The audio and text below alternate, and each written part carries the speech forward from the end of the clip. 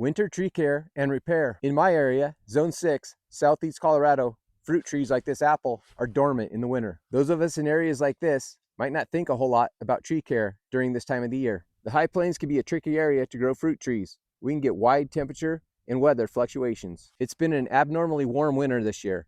We've had daytime temperatures in the 70s, even some 80s, and it hasn't been freezing at night.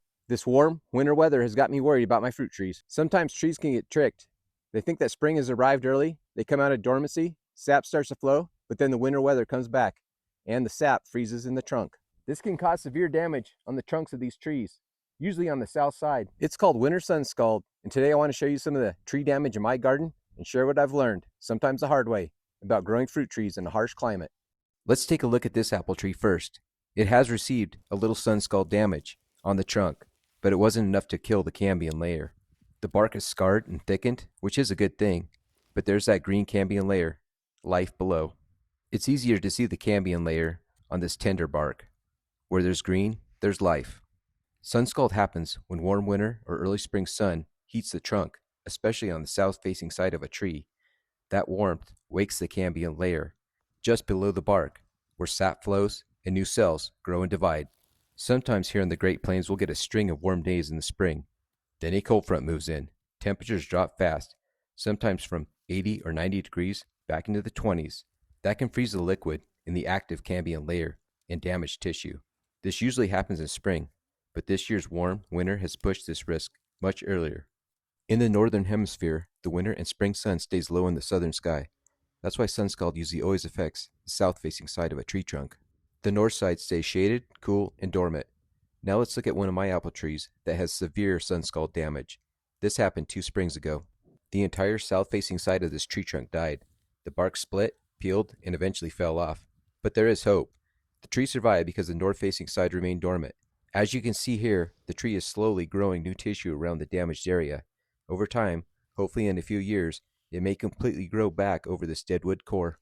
I've got a lot invested in this little apple tree. I've got many varieties grafted in. I hope that it can recover from this injury and be fruitful for many years.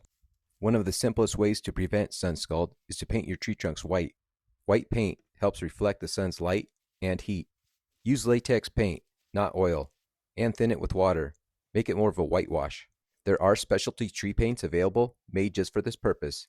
I'm using regular house paint, thinned with water. That's what I had on hand, and it'll work fine. I'm painting from the soil line up to where the branches begin to fan out. And I do paint the north side. You probably don't have to, but it just seems right. This is an easy job, and I wish I would have done this a long time ago. Learn from my mistake. Paint your trees young, when they're much younger than these trees. I'll be painting these young trees later today. I'm going to approach this damaged tree a little differently. I am going to paint all the living tissue, but not that dead wood core. I want the living bark to grow around that dead wood, naturally, and not seal in paint. Just doesn't seem right. A little funny looking, but better than a dead tree. Now let's look at some other damage my fruit trees got last winter. Here's another kind of damage I deal with here on the high plains. Rodents. Last winter, we were buried under nearly 4 feet of heavy wet snow in November. Rats and mice lost access to their normal food sources for weeks, and that's when they started chewing the bark off my fruit trees. Once the snow melted, they left the trees alone, but not after causing serious damage. Their favorite was this peach tree. That heavy snow did damage of its own. Some branches snapped completely off under the weight and had to be pruned out. Others cracked but stayed attached like this one. On a few of these halfway snapped branches, I wrapped the break tightly with electrical tape, treating it like a graft. I'm hoping that it healed. Let's cut this tape off and see what happened. It's been a little over a year. That's the amazing thing about trees. They can heal and repair themselves. We can help them out, but it's really the tree that does all the work. Look at that. Healed up, just like a graft. This side of the split is completely fused back together. This side will fuse next year. Did I mention that southeast Colorado is a harsh climate? I also received damage in the summertime. Hail. Just like the sunscald, rodent, and snow load damage we looked at earlier, trees can heal from hail damage. That cambium layer grows back together. Let's talk pruning. There are 2 main pruning seasons. Winter pruning. Do this around the winter solstice. Promotes vigorous spring and summer growth. Summer pruning. Done around the summer solstice. Summer pruning slows the tree's growth down. Today I'm winter pruning. The first thing I like to remove is crisscross branches and anything dead or damaged. I like to prune and shape my trees in the open center style. Think of this like a wine glass or chalice. The center is open so light can pour into the middle of the tree. That light creates better fruit and it helps with airflow, which lessens disease. I learned this style from watching Stephen Hayes on the FruitWise YouTube channel. He has many good pruning and grafting videos. It's probably best to keep your fruit trees about 7 feet tall. That way you won't have to use a ladder. My trees are going to work double duty though. I want shade also. And there's the final product. All the branches have a lot of room and that center is open. I remember watching an old FruitWise video years ago. Stephen said you should be able to throw your hat through a tree that's pruned to open center. Yes!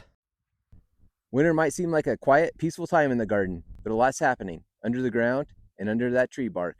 Warm winters, extreme temperature swings, hailstorms, heavy snows, and rodents. These are all stresses that can shape the future of your trees for years to come. Sunscald taught me a hard but important lesson.